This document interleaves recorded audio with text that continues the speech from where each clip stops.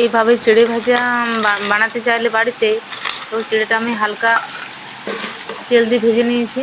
আর কারি পাতা, বাদাম, ডাল ভাজি এটা একটু ভেজে নিয়েছি ভালো করে হালকা তেল দিয়ে। তারপর চিড়ে ভাজাটার সাথে মিশিয়ে দিলাম, সব মিশিয়ে দিলাম। চিড়ে ভাজাটাতে আমি একটু হলুদ, একটু জিরে গুঁড়ো, একটু ধনে গুঁড়ো দিয়েছিলাম। এবার একসাথে ভালো করে আমি মেখে নিচ্ছি। দেখো এখানে মাখানো হয়ে গেলে এখানে আমি একটু সামান্য জল জিরে দিয়ে দিচ্ছি।